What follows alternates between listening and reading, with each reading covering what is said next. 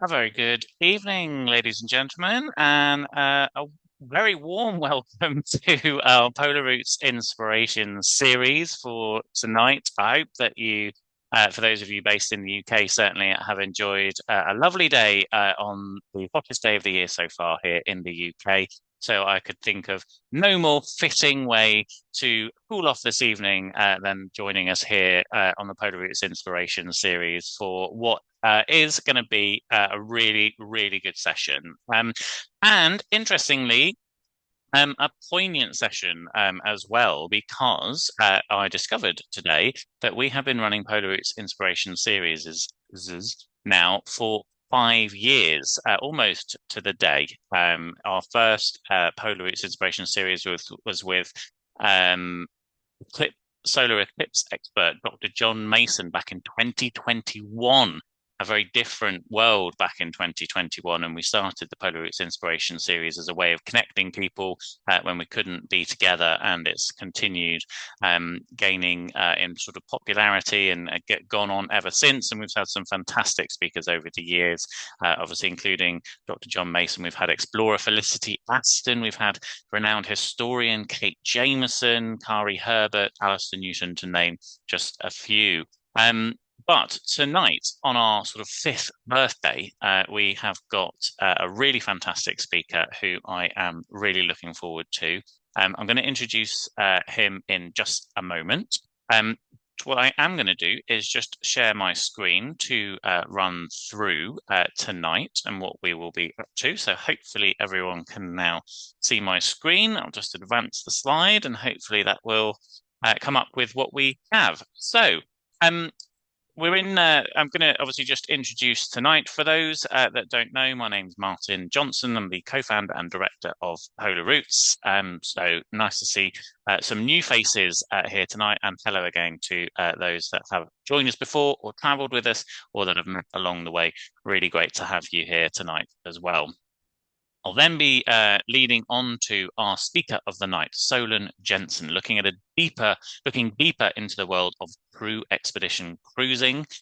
We will also be hearing from Sarah Schlederer all about Quark Expeditions as well. We will have our questions and answers after we've heard from them both. And at the end, we'll have our wrap up and prize giveaway. So, on the subject of prize giveaway, those who have been here before will know that we have a little prize draw at the end of the session. So the rule is you have to still be here at the end of the session to claim your prize. Always have a choice, and today we've got some new things in the prize cupboard. So on the left, you may like to claim a polar peppermint liqueur gift box. So Polar is a British-made premium mint liqueur served across the UK and sold across the UK. And we're including the gift box, which also includes a little hip flask. So if you're out on your expeditions or your walks or your adventures, you can take it with you. It's a really unique peppermint liqueur, makes great cocktails as well. If you've never tried it, something new there that you may have never tried. Or as you may prefer that we've got two things from the UK Antarctic Heritage. We have their mug and a two-pack of tea towels, which are two of their most popular items for their official online store. The only other way to purchase these, apart from on their online store or to win today, is to actually go to Port Lefroy in Antarctica as well. So you can choose one or the other, and I will reveal who will win that prize at the end. So today, as ever, is proudly supported, and we give thanks very much to Quark Expeditions to have supported today's sessions.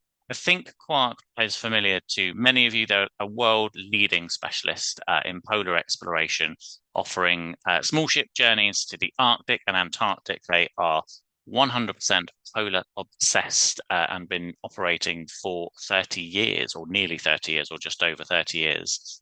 So one of the sort of original expedition companies. We're going to be hearing more from Sarah all about Quark and what they have to offer later in the session. But for now, we thank Quark very much for supporting today's session. Now, as there are a few new faces on here today, just to introduce ourselves as well, just so that you know who we are. We are Polar Routes. We are the Polar Expedition Cruise Specialist. And we are one of the UK's leading expedition cruise wholesalers, and we work now with over 25 leading expedition operators, everything north up in the Arctic, from Svalbard to Greenland, Iceland, the Northwest Passage, and even the North Pole itself, and everything in the south in Antarctica, including Falkland, South Georgia, Antarctic Peninsula, Eastern Antarctica, as well over into New Zealand and Australia, and over to there as well. We compare all of the operators' itineraries, ships, prices, and inclusions to help you find your perfect expedition cruise. It's just a small selection of some of the brands that we work with on screen now, but as mentioned, we work with over 25 from sort of leading expedition cruise companies through to some boutique one-ship operators as well. All of our team have expert first-hand advice on the polar regions. They have all travelled on expedition cruises, have detailed knowledge of the ships, operators, and itineraries to help you find the right cruise for you. And we can also package your expedition cruise with everything that's needed: the flights, transfers, especially to some weird and wonderful places that these expedition cruises go from, any accommodation that you want, and exciting land exploration pre or post cruise if you should want to extend the trip. All of our prices are the same or better than the cruise operators. That's 100% guaranteed. You'll never pay us any more than you would the cruise operators.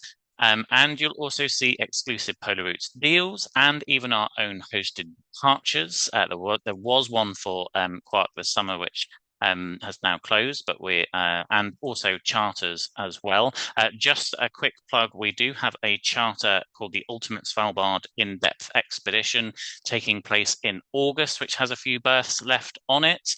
And a massive 35% saving on that cruise now, starting from just $7,665 per person. It's going to be accompanied by renowned wildlife photographer Jane Addy, who will also be available to run workshops if you should want to do that, or just for tips and tricks to get the most out of your photography up there as well.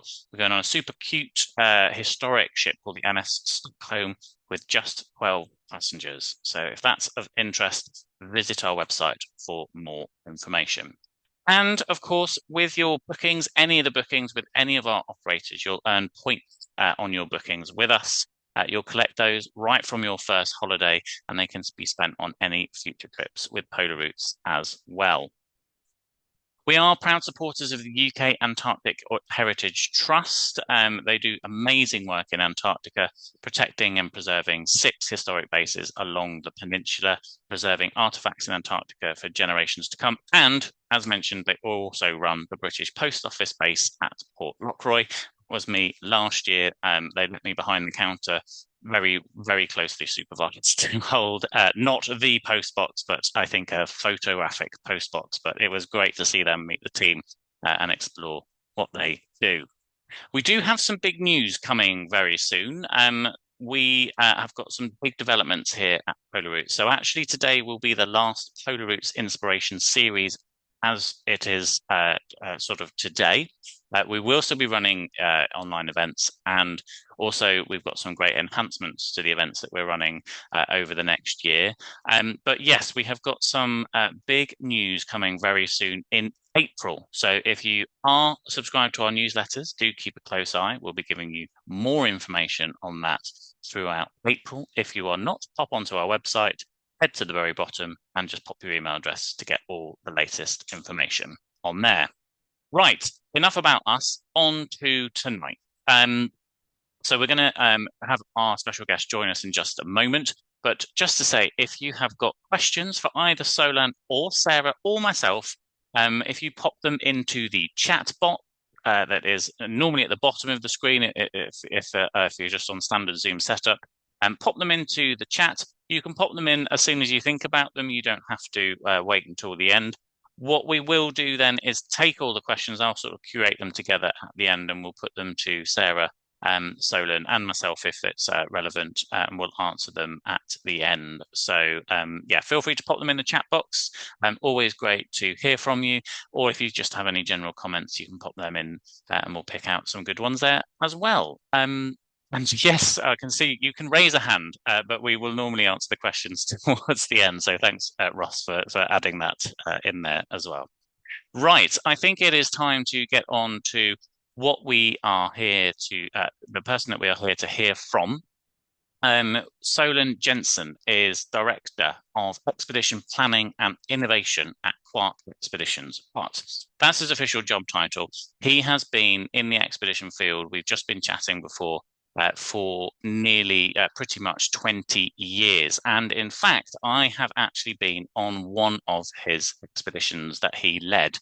He's a fantastic guy, so wonderfully experienced in everything. He's a kayaking nut, I think is probably fair to say. So I'm sure we'll be hearing about some kayaking along the way as well. And in fact, as you can see on the screen, guided one of the first commercially guided overnight sea kayak expeditions in Antarctica as well. He's here to talk to us about some of the more unique, off the beaten tracks and different itineraries that perhaps you may have seen and that Quark run, being the sort of specialists in polar expedition cruising. So I'm really looking forward to hearing from him. He is going to be joined by Sarah Schlederer.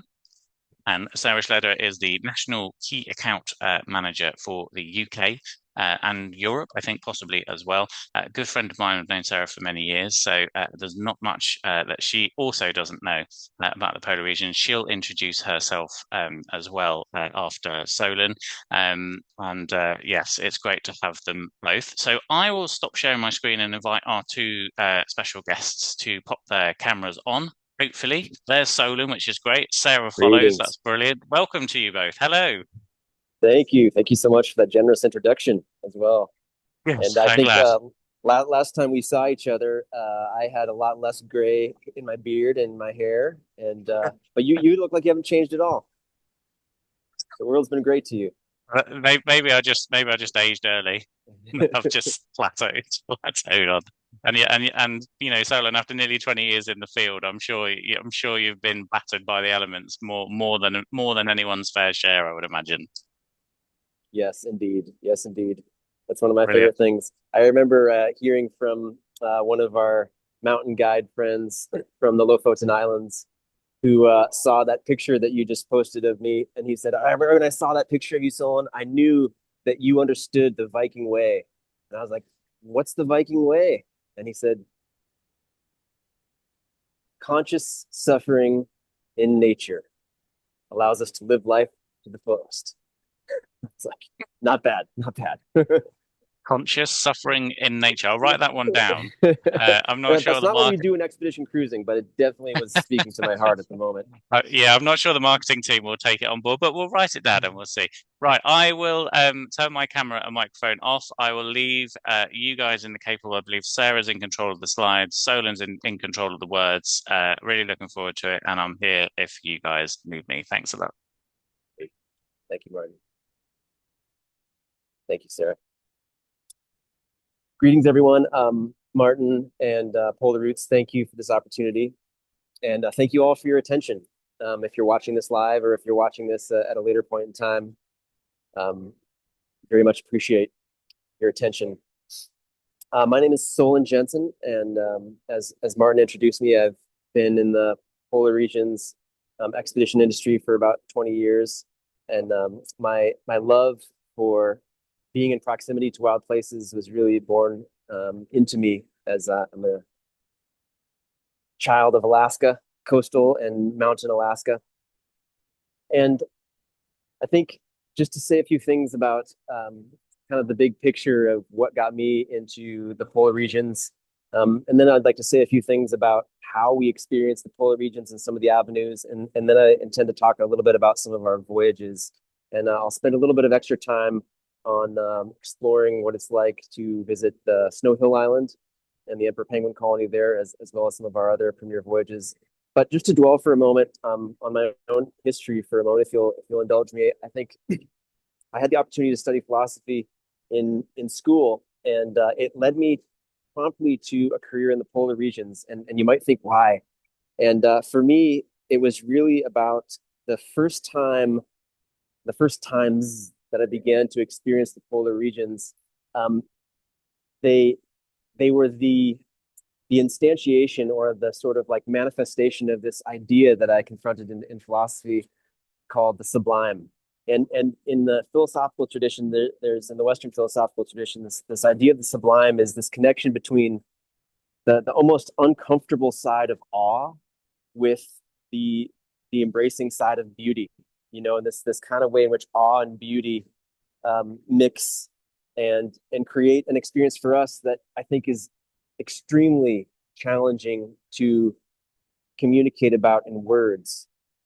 And I think that's one of the things that's kept me drawn to the polar regions forever. And you'll see there in that little Expedition CV section down at the bottom, most memorable polar moments. I have so many incredible interactions with wildlife and or interactions with the natural world. But for me, I think the things that really linger with me were those first experiences. That first time I was in Greenland and saw an iceberg that was the size of, you know, three hotels, or the first time I was in Wilhelmina Bay in Antarctica and experienced quiet so full that I could hear a penguin breathing across the bay. Um, there's so many amazing moments that stick with me, but I think those initial ones really are the ones that are the most vivid for me. Next slide. My really I think happy place, as I mentioned, is and as Martin mentioned, is being in a sea kayak. And I'd like to take a few minutes just to talk about kayaking and other ways that we experience the natural world, but in this case, the polar regions. I think these. I just mentioned this idea that it's difficult to describe in words the experience of being in the polar regions, partly just because it can be so profound for people, so personal and so impactful all at the same time. But one of the ways that I think helps that is to experience it through sort of different medium and different elements of facilitation, right? And that's what something like sea kayaking really allows for. It's this humanly proportioned pace through the environment that allows us to take it in uh, at a pace that is almost digestible. Next slide. This position of stand-up paddleboarding that I think some people have really begun to draw themselves to is something that absolutely lends itself to the polar regions as well. Um, Partly because you have this opportunity again of being in this sort of like environment that is so beyond the human proportion, yet you're moving through it in this way of personal control and autonomy and freedom, and able to look out and around you as though you were on land. Really, really incredible opportunities. And you can see on the right there a kayak that's an inflatable kayak, and Quark offers this sort of experience where you can have a sea kayak, people who are a little bit more familiar and into that sort of paddle sports, and then for beginners or people who just want a single opportunity, this experience of being in a paddle craft that's a bit more stable, but just as impactful. And I think just looking at this moment in Antarctica, these conditions, these moments are the moments that you dream of as a as an expedition leader, as a guide, and also as a traveler. It's beautiful, right? It's calm, and these are the moments that we think of in the polar regions where the environment pauses for a moment. These areas in the high latitudes, both in the north and south, are so dynamic and can be so ferocious, furious, change fast, that part of the whole approach of expedition cruising is to stay as flexible as possible, to be able to take these opportunities every time they arrive at us. And so there's this beautiful dynamic, I think, in expedition cruising where, we think of it in terms of, um, you know, opportunistic gratitude, right? You're grateful for every opportunity that the environment allows you because the environment is ultimately in control. Simultaneously, the more, well trained and always ready your team is, and you all are as travelers, the more we can get out and get into it and interact with the environment, which is really the main event, right? We've got education programs for when we're on board. We've got amazing, comfortable ships, great food, but the main experience is immediate proximity to the environment, being out in it in these different ways. So I'm going to talk about a few of our voyages now. You can advance to the next slide. And I think this one in particular is I'm going to take a little bit more time to talk about because I think it deserves that. Traveling to Snow Hill at the time of year that allows for the opportunity to see the most northerly emperor penguin colony in the world is, I think, a textbook case of expedition cruising because there are so many variables that have to be just so in order to allow for this. And there's also so many logistics that have to be done, with precision and professionalism and efficiency in order to maximize this type of experience. So I really think this is a great example of one of those. Just to dwell on this picture for a moment, you can see ice in the background, penguins in the foreground, clear skies. And again, these are the days we dream of in the Antarctic. Next slide, please. So the Antarctic Peninsula, you may be familiar with. I'm just going to take a quick little wander through it. That west side on the left is where the majority of visiting activities occur. The Gerlache Strait, the South Shetland Islands, the Lemaire Channel. These are, forgive me, I'm going to cough for one moment here.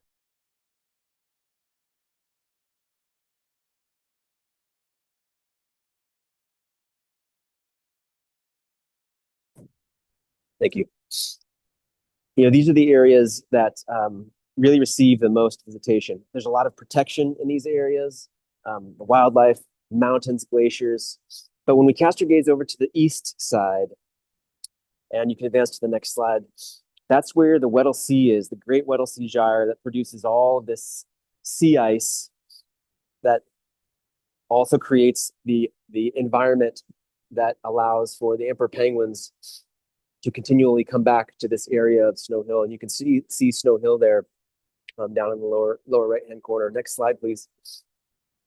It's amazing to live in a time and to be working in this industry at a time we have so much technology to be able to help. We have amazing weather forecasting capabilities and satellite imagery. Like in this case, we were able to look September 8th, this last September 8th, and be able to assess with some of the penguin scientists that we're affiliated with that indeed the emperor penguin colony was back in the position that it has been historically for over 20 years, 25 years. And so it's incredible to have these at our fingertips, but it's also incredible that with all of this, it is still so challenging to do these types of operations because at the end of the day, the Antarctic and the polar regions are in control of so much. Next slide, please. So this is just an example. I'm gonna walk through a couple of examples of kind of how this begins to shape. Right, you can see on the right-hand side there's this ice imagery that we use. This is detecting the surface of the sea and the sea ice through the cloud layer and allowing us to begin to assess, potential routes down to where we can be in positions close enough to the colony to be able to do our helicopter operations, to be able to land in the vicinity of the colony, far enough away not to disturb it, but close enough to be able to access it on foot.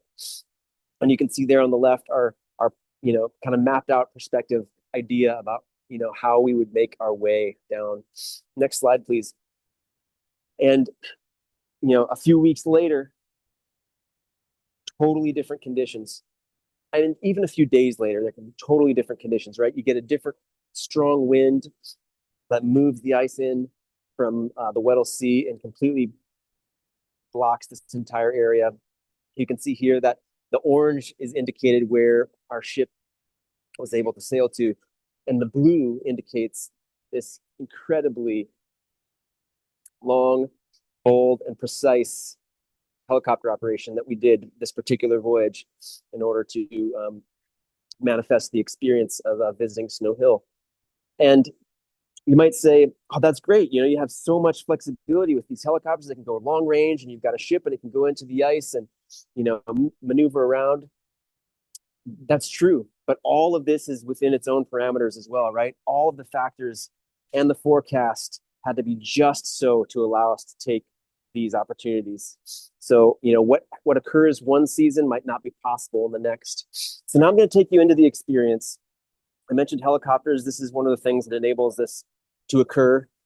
Quark uses H-145s, which are known as one of the safest in the world, also one of the quietest.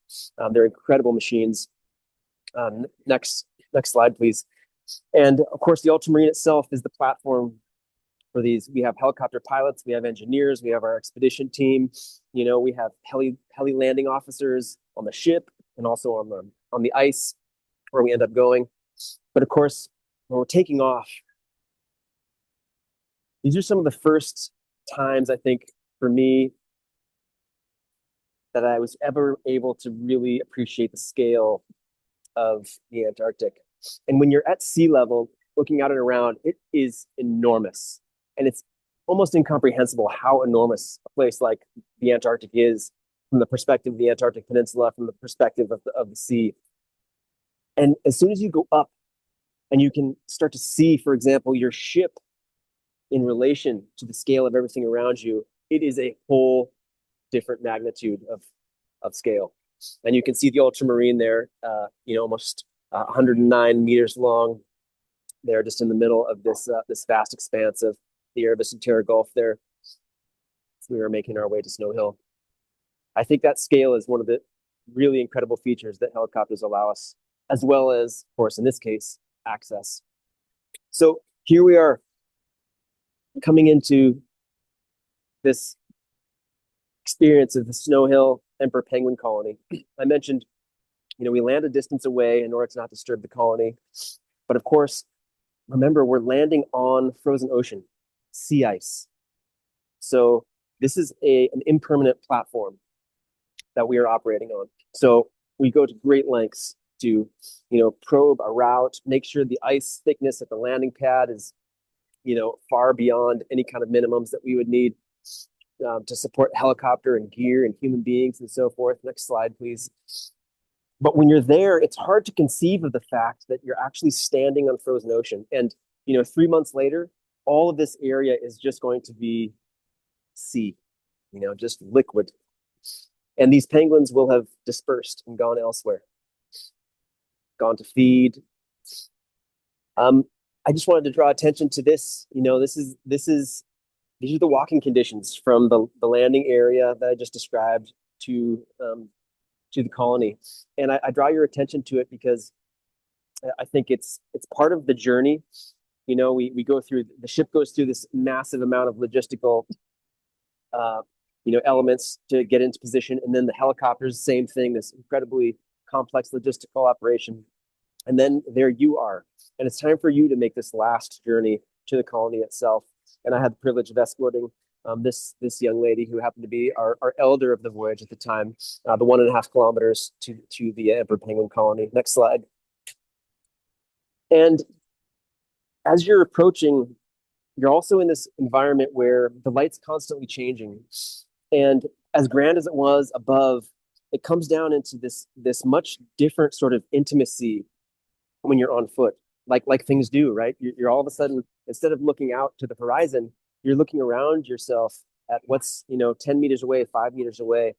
Next slide, please. As the light's changing from clear skies to an hour later, high stratus. And these these satellite colonies of penguins begin to be revealed. And they're in this general area, but they're collected in these different satellite groups. And next slide. And so we make our way through the sea ice environment. And as we're going from satellite colony to satellite colony, we might confront something like this, where the frozen ocean through the wintertime has confronted storms and tide variation. The sea ice cracks and begins to break apart and come together and create these pressure ridges. And all of a sudden, you have these incredible ice formations, shapes, and sculptures that are meters high above your head that add this incredible aesthetic dynamic to the environment you're moving through, which again, you're walking on top of the frozen ocean, moving through these incredible sculptures. Next slide, please. And I think one of the incredible things about the emperor penguin, there's so many things to say, and I'm really just on the sort of non-scientific side of things at the moment, just talking about this kind of experience. Anyone who has visited a place where there are groups of emperor penguins around would have had the experience of casting your gaze into the distance and confusing an emperor penguin for a person. It is the most uncanny thing to be walking through this environment. And of course, they're half our size or a third of our size, depending on how you're built, right? So when you're actually next to each other, there's no comparison, as you can see. But when you're casting your gaze across, it's absolutely unreal. And you see how that would have happened for some of the explorers that were in this area early on. The penguin highways are another incredible dynamic. Just back to that last one for one moment. The penguin highways are another incredible dynamic where the men or women at this stage are looking after an egg, or maybe not.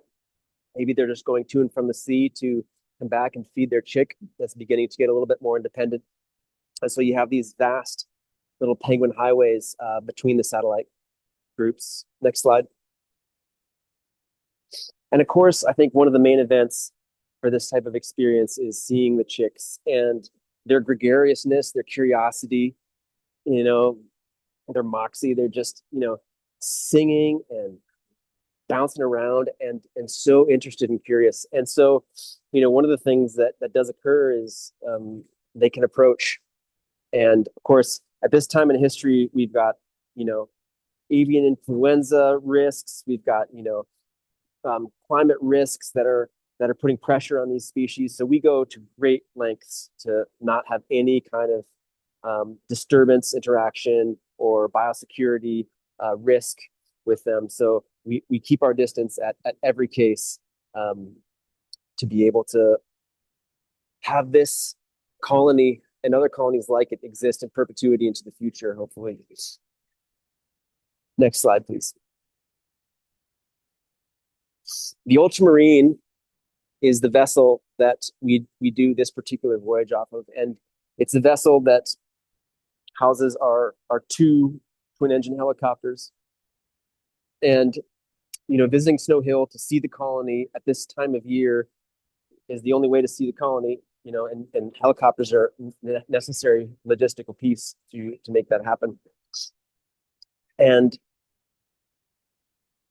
they also allow us a different way of experiencing Antarctica and the polar regions throughout the rest of the seasons. And so I'm going to talk a little bit about one of the voyages that we've begun to operate and we conceived of over the course of a few years. That really, I think, its objective is to, you take the sort of gold standard of Antarctic voyage, take an awesome ship to the Antarctic, have a bunch of amazing staff and educators and guides and a fleet of Zodiacs and maybe some kayaks, maybe some paddle boards, go to land, see penguins, go Zodiac around and see seals and penguins and maybe some whales, and see glaciers. That's always the case, give or take, right? But then on top of that, in this case with the ultramarine, we were thinking, how can we really showcase the experience of being in a helicopter? And so I give you a few of these images as a way to enter into that thought. And again, thinking about proportion, scale. Next slide, please. And thinking about, what we see as we move from the marine environment up to altitude, up to the mountain environment. These vast patterns that start to take our attention, whether they be crevasses in this case, or mountain ranges, or perhaps in the Arctic, a huge river delta, or these, incredible wind-formed pillows. And just pausing here for a moment on this image of a helicopter coming into land.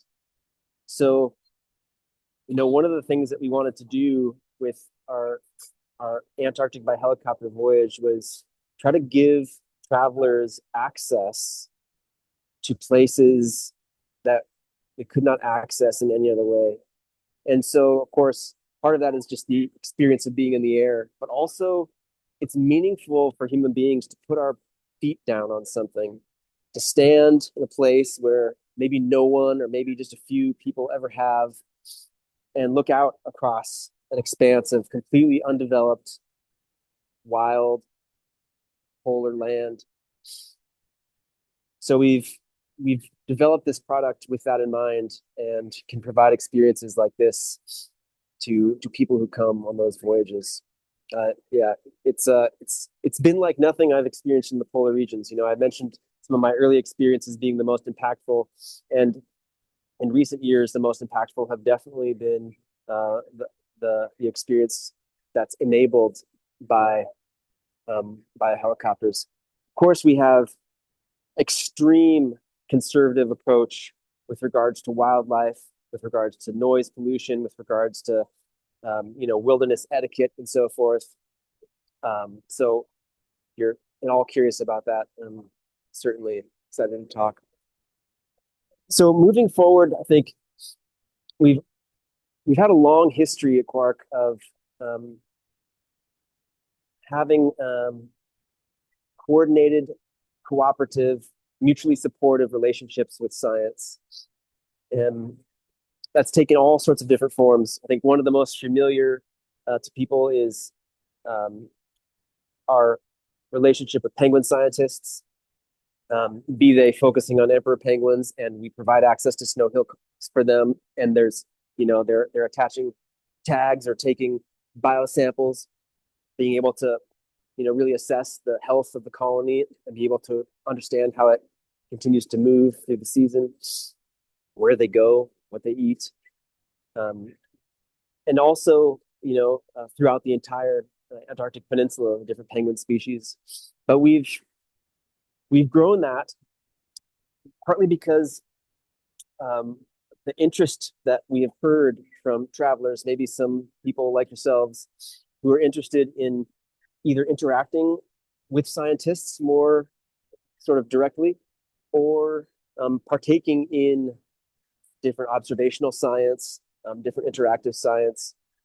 And so our science and discovery program is our effort to bring those things together in a more robust way, which, in terms of the experience of any voyage, I'll talk about a specific one in a moment, but just to dwell on this for a second, in terms of any voyage, it's to create a hub or centerpiece physically on the vessel where people can gather, where there are, very specific resources about the type of science that we're involved in, or that you can be involved in while you're on the voyage, be that, seabird monitoring and counting, be that, providing atmospheric data that ends up coming back in, cycling through the World Meteorological Association back into the forecasting networks and so forth. There's a lot of observational interactive science that can be done there. Or in the cases that we have academic researchers on board, a place where you can come and interact, understand what they're doing more specifically, in a more intimate level. Next slide. One of the voyages that we've wanted to showcase in this way is a voyage that focuses on marine mammal research. We've partnered with the University of California Research Lab, the Freelander Lab Foundation, and they've been doing marine mammal research in Antarctica for a few decades. And the idea is, again, to provide the researchers access to marine mammals, but also to provide travelers access to researchers as they're doing science. And what that looks like in this case are things from taking biological samples of cetaceans and being able to sort of be front row as that's happening, or like in the vicinity of that occurring. Also tagging to be able to monitor the movements, especially in a place like Antarctica, how important that is with regards to the voracious krill fishery, which by many estimations is putting a lot of species food source under a lot of pressure. And so you can see here, I just wanted to add this image on the left to show you that this is just from like 2 weeks ago.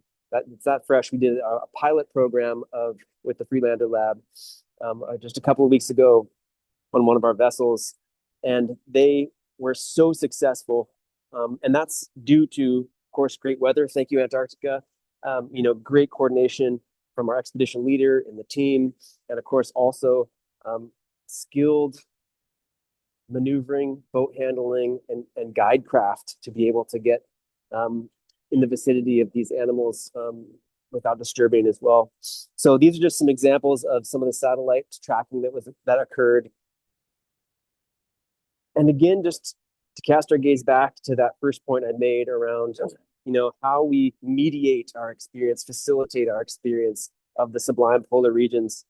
And I think being in a small craft by yourself or with a loved one, or even with someone you don't know well, by being in a small craft in the environment at sea level around creatures like this in an environment like that is one of the most profound experiences I think still available on the planet. It's really incredible. Next slide, please.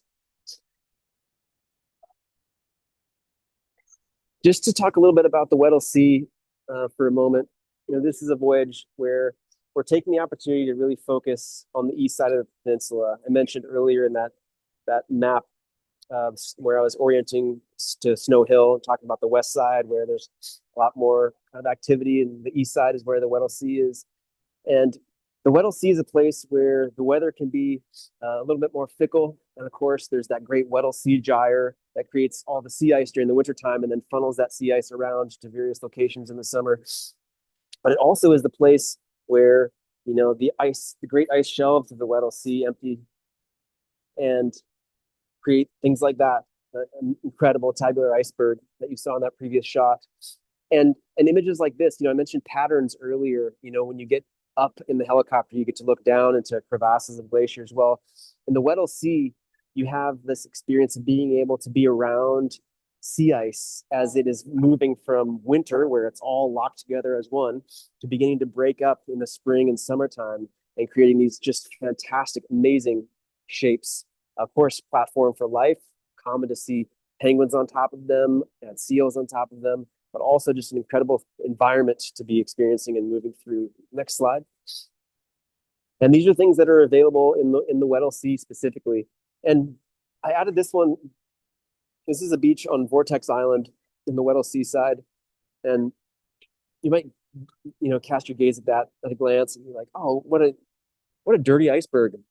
Well, it's not exactly an iceberg. That is an example of multi-year frozen ocean. That's sea ice from the Weddell Sea that has been created from the freezing conditions of the ocean and, collected algae and dust and grime from the beach shores that it might have scraped against along the way, and now is grounded here on shore. And you can see so many incredible intricacies when you can walk in proximity to something like this. That really, I think, a remarkable part of the Weddell Sea is the experience of sea ice, both while it's in the ocean, but also the multi-year sea ice in circumstances like that when it's grounded.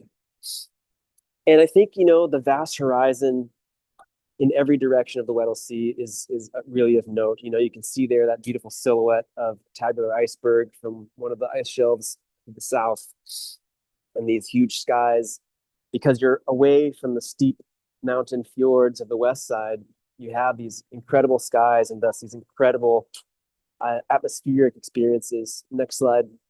And I think, you know, sometimes the hardest thing to do on these voyages is to realize, oh my gosh, it's 10:30, 11 at night, and I don't want to be going to sleep because it is just getting so stunning. You know, this is around midnight on a voyage that I was on just a few months ago. And they say sometimes, you know, sleep in your home.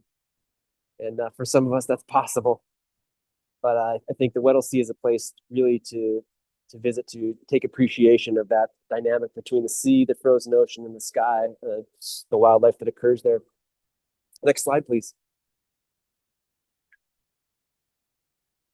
Sarah, that might be the end of my review of some of our voyages and a few remarks about adventure options. I'm happy to keep going on a few thoughts, but also excited to hand over to you. I feel like I've used my time. Thanks, Solan. I can't possibly top that, but I will just speak a little bit to Quark Expeditions, some of our differentiators, things that make us unique, and just a little bit about our fleet. And then what I thought I'd do is go through some of these unique itineraries that Solan's just been talking about. And then from there, I think, Martin, you were going to jump back in and see if we did have any questions. So as I said, I can't possibly top Solan there. But my polar claim to fame, whilst I've never worked in the field, I did get engaged in the field in Svalbard. So I am definitely very passionate about the polar regions. I've been very lucky to take 8 polar expeditions in the last 13 years that I've been specialized in polar. And I count myself incredibly privileged to be working with Quark for the last 6 years now. So about Quark Expeditions, if you haven't gathered already from everything Solan's been talking about, polar is all we do. It's all we've ever done. In fact, how we got our start as a company was we took the first ever group of commercial passengers to the North Pole back in 1991. So actually this year marks 35 years that we've been pioneering in the Antarctic and the Arctic. We continue to pioneer now with some of these unique itineraries that Solan's talked about. But one thing he didn't mention is with Snow Hill that I definitely have to mention is not only were, you know, Quark Expeditions pioneers in developing that itinerary, but actually we were the first people ever to set foot on Snow Hill Island back in 2004, 22 years ago. So yeah, polar is our entire DNA. We are the true specialists, and there is really no one else that's as specialized or experienced in Antarctica and the Arctic as we are. And with that, we attract the best of the best when it comes to our expedition team. Now, you've just been hearing Solan speak. Solan was part of our expedition team for a very long time before moving over to his current role in our Toronto headquarters. But hopefully he speaks to the level of expertise, passion, and knowledge that our expedition team bring. And truly, our expedition team is the best of the best. These guys are so passionate, so knowledgeable. And between them all, they cover all kinds of expertise. So as part of our expedition team, we always have, you know, glaciologists, ornithologists, marine biologists, historians, professional photographers, and they comprise the expedition team overall, which are there, of course, to guide you on shore excursions, but they also deliver the onboard educational program on board. They drive the Zodiacs, of course, and they dine with you during meals, so you can continue that educational process throughout the voyage, both in formal settings and also more informal settings, either in the dining room or over a gin and tonic in the bar in the evening. Something that we are really proud of is not only do we have the best of the best when it comes to our expedition team, but we also have the best expert to guest ratio in the industry. For every 6 guests on board with us, we have 1 expert there, which just means that we can give you a much more intimate and personalized experience throughout the voyage. Having such a large expedition team also means we're much more focused on getting you off the ship more. So getting off more often and also spending longer amounts of time on both shore excursions and Zodiac cruises. Now, we're not about box ticking. We're not about saying we've done one, we've done our second, that's it. We're about looking for opportunities, and every possible opportunity we will take advantage of to showcase the best of these destinations. And with that, we do offer the most ways to explore as well. So not only are we aiming to get you off the ship more often and for longer, but in a much more greater diversity of different ways to explore as well. Now, we've already talked about the helicopters, of course, as our standard Zodiac, hiking opportunities as well. But then we do offer kayaking in some destinations, mountain biking, camping. Also up in the Arctic, there's fantastic opportunities to immerse in local culture. We actually introduced the world's first and currently the only Inuit culinary experience. It's called Tundra to Table, and we now operate that in Greenland, the Canadian Arctic, and Iceland as well. So Solan's talked about the Ultramarine, which is sort of, I would say, the crown jewel in our fleet. She is a stunning ship. I've had the privilege of sailing on her. In fact, I did get engaged on the heli deck up on the Ultramarine on deck 8. She's a stunning ship. She takes maximum 199 guests. On some voyages, we take less. For example, on Snow Hill, we cap her at a smaller occupancy. This is this stunning ship with the 2 twin-engine helicopters. But if you're more about smaller ships, we also have the Ocean Explorer in our fleet. She takes maximum 138 guests. And you might see at the front there, she looks a little bit different to the Ultramarine and to most ships. In fact, that's because she has what's known as an Ulstein X-bow, which, just to put it simply, means she can cut through rough seas much more smoothly. If you think about the Drake Passage, this is the ship to navigate rough seas in a much more comfortable and smooth way. And then finally, we have the World Voyager, which sits in between the Ocean Explorer and the Ultramarine at maximum 168 guests. What I love about the World Voyager is the fact that she does have that science and discovery hub. So talking about both interactive and observational citizen science that Solan was talking about, this ship really allows for that in the best way possible. So just to finish up, I thought I would just show you some of those itineraries that Solan's been talking about. You've seen amazing photos and heard incredible stories, but just to show you what the route looks like and give you some of the highlights as well as the duration. First of all, we have Antarctica by helicopter. Now, in fact, we have 2 versions of this itinerary. One is focused on the peninsula, so north of the Antarctic Circle. And now on this voyage, you get to enjoy not 1, not 2, but 3 different helicopter experiences. We include at least 2 flight seeing excursions, and then we also include 1 heli landing. So literally getting to set foot when no one else has ever set foot before. We also offer an extended version of this one, which allows you to soar above Antarctica, south of the Antarctic Circle. So a longer 14-day voyage. But the number of people that get to go to Antarctica, that's already a very exclusive group of people. When you look at the number of people that get to go to Antarctica and get to go south of the Antarctic Circle, that number gets even smaller. That group of exclusive people get even more exclusive. When we talk about people that get to soar above the landscape south of the Antarctic Circle by helicopter, now we're talking about exclusive experiences. Solan also talked about the Antarctic marine mammals. I have to say, in my 6 years working with Quark Expeditions, this is the one that got me really, really, really, really, really excited. So many of them got me excited, but this one in particular, because I do love whales. And I think for me, the highlight of this voyage is that when you're out on the water, be it in a Zodiac or in a kayak or a stand-up paddleboard, the scientists that are traveling with us on this voyage will have hydrophones.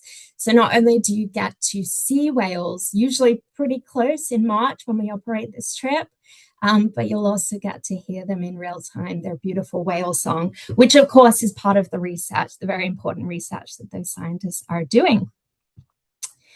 And then Solan also talked about the rare exploration of the Weddell Sea. This one is new. It's coming for our 27-28 season. And this one does focus on the eastern side of the peninsula. So really that, little explored Weddell Sea, a very, very unique take on Antarctica and the rarely visited eastern side of the peninsula.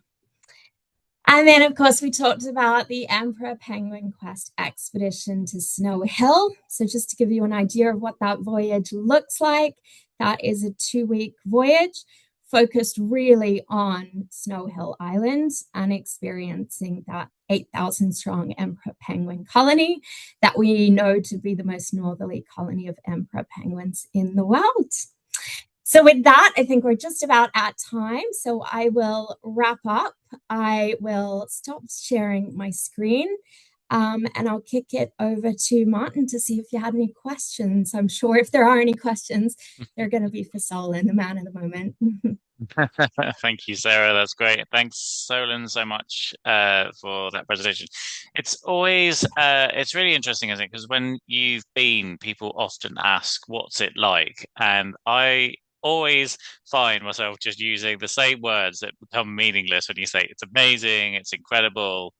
And Solan, you seem to have you have such a wonderful way of actually being able to put it into something you can imagine. I think is probably what I'd say, which I remember actually from cruise I took with you and was reminded tonight. But it is a phenomenal place, and it is getting across that that awesomeness yeah. Thank you so much for your words tonight. And sort of putting it in perspective.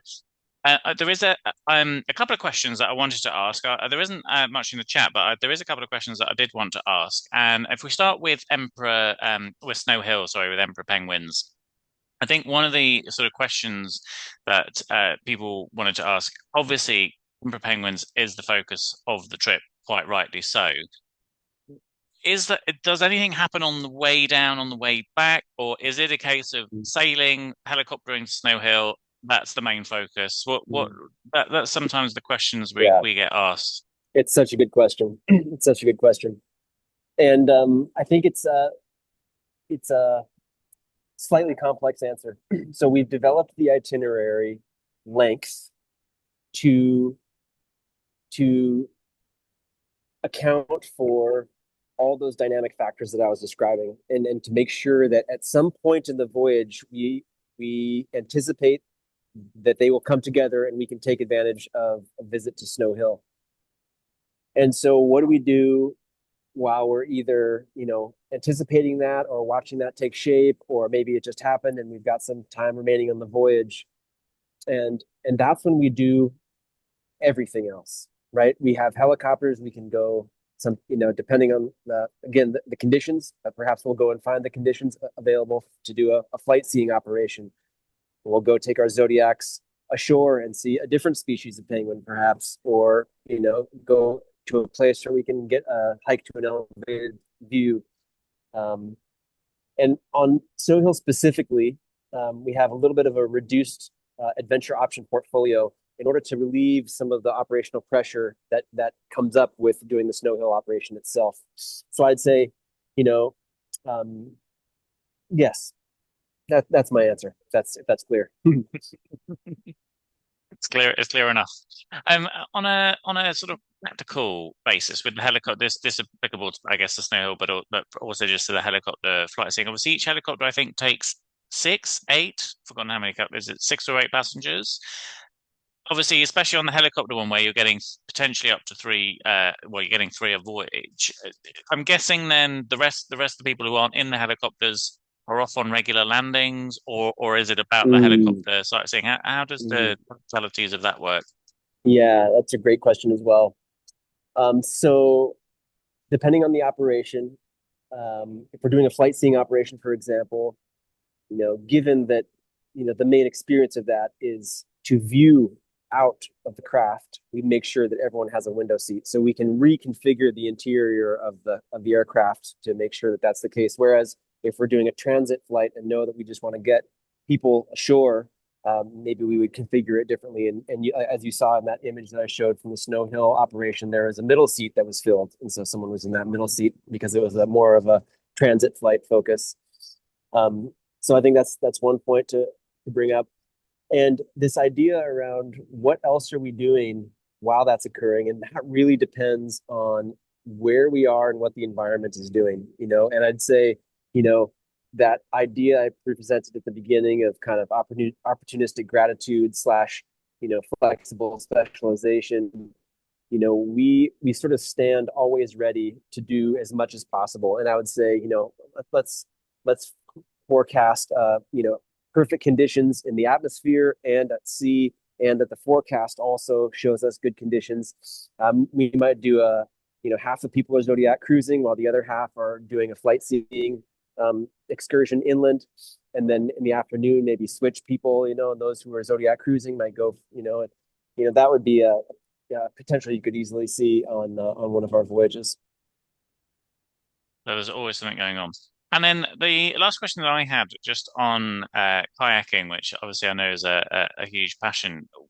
The kayaking program where you take a kayak and you go out in a kayaking group, I think most people know you have to be at a relatively good level to do that. You obviously have to have a passion and an interest in it because it will be a lot of your landings. But the sort of tasters that Quark operate on those blow up kayaks, which probably we should clarify. It's not like a lilo in a swimming pool. It's like a real sort of thing.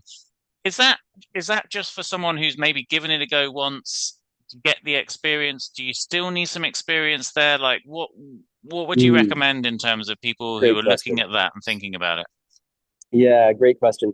Yeah, so as you just did, we make the distinction between our sea kayak program, which is plastic or fiberglass kayaks that have a closed deck, and you're wearing a spray skirt, and there's more gear involved. And it's good to have a basic level of experience in that if you're going to do it. And that's also a group that builds a progression over time in the voyage. You kind of get into the logistics of being in a sea kayak and being in your group, and get to have different experiences together. Whereas this, we call it the paddle excursion program, which is in the kayaks that are very robust and have been tested to the extreme in other circumstances. So they're, yeah, as you said, they're not for a pool. They're definitely made for the ocean, but they are inflatable. So they're very stable for that reason. They're also very comfortable and convenient to get in and out of. So, there's not really any specialized gear that you need to wear. And I think that program is really geared towards people who, as long as you have, basic mobility to be able to get yourself up from the seated position, you're good to go. You know what I mean? And it's really about being in the environment in that position. We're not really looking to go long distances or anything like that. It's really just about being in the environment in this position of being in a kayak, cruising around a little bit, seeing what's out there, and listening and hearing and experiencing from that level. And you think, and on the sort of taster experience, you'll get the sort of magic. You'll get a taster, I guess, of the magic that you described earlier.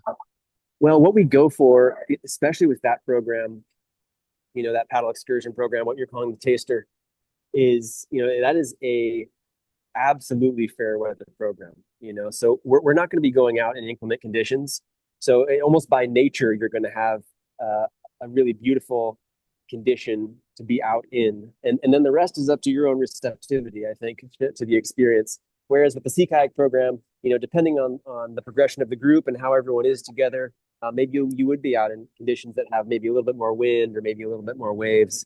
But with the paddle program, with that taster program that you were describing there, it's really best conditions possible. We're only going to go out if we know we're going to have a great time.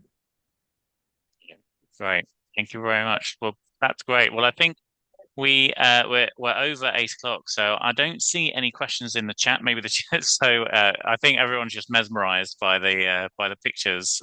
So thank you to you both, Solan and Sarah, for that great presentation. And yeah, it's truly inspiring. And yeah, from the air and Emperor penguins And also the Weddell Sea as well, which is just an incredible place to go. Perfect if you perhaps been down the western side of the peninsula before. But Mm, even if it is a first time visit, the ice and the wildlife there is still just as incredible. So thanks so much for sharing those itineraries that are a little bit different and specialist to Quark.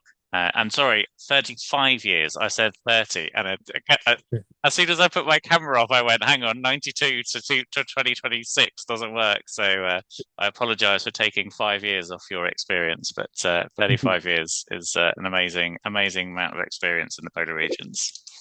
So thank you yeah, very thank much. you.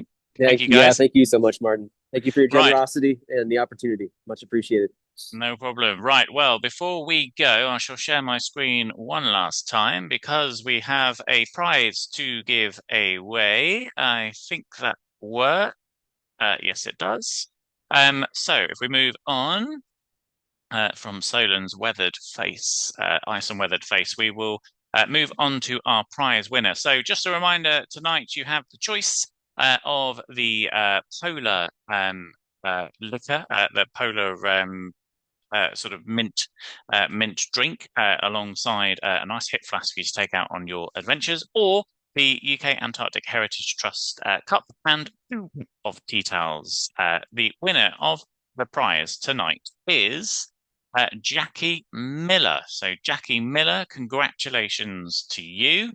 In order to claim your prize, just email info@polarroutes.co.uk along with which prize you would like, and we will get that organised and sent off to you. So, congratulations to you, Jackie. Just to close, we have, if you've been inspired this evening, I think we've all been inspired. I hope you've been inspired. But Quark have got some brilliant offers out in the market at the moment. There's a few different ones around. I've picked out the early booking offer for the Antarctic 26-27 season and Arctic 2027 seasons, which are got discounts of up to 10% off, with an additional 5% off for payment in full at time of booking, if you'd like to do that, plus an additional up to 1,650 off voyages as well. So up to 1,650 off on top of 10% and 5%. So there's some good combinable discounts there. That offers on until the end of March. And Sarah, very kindly, and thank you so much for this, has actually given us an event offer for tonight.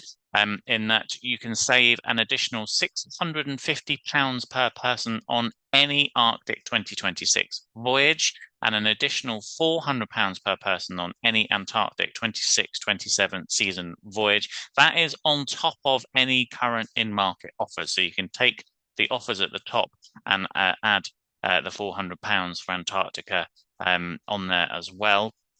That's available also for 2 weeks following this event until the end of March. So if we can help you with that, with any voyage with Quark, but obviously particularly some of the fantastic ones that we've seen tonight, do contact us. Visit our website, polarroutes.co.uk. Our two telephone numbers for UK clients and US clients are on there as well. Or you can email us at info@polarroutes.co.uk and we will pick up the rest.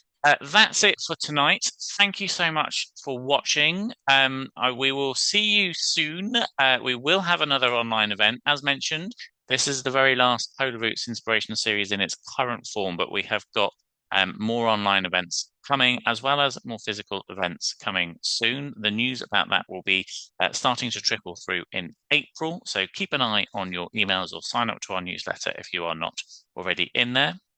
It just leaves me to say thank you again to our two fantastic speakers tonight, Solan and Sarah. Thank you to Quark Expeditions for your support of this session. And have a great evening. Enjoy the rest of the sunshine while we have it here in the UK. And we'll see you again soon. Thanks so much, guys. Thanks, Sarah and Solan as well. Thanks a lot. Take care.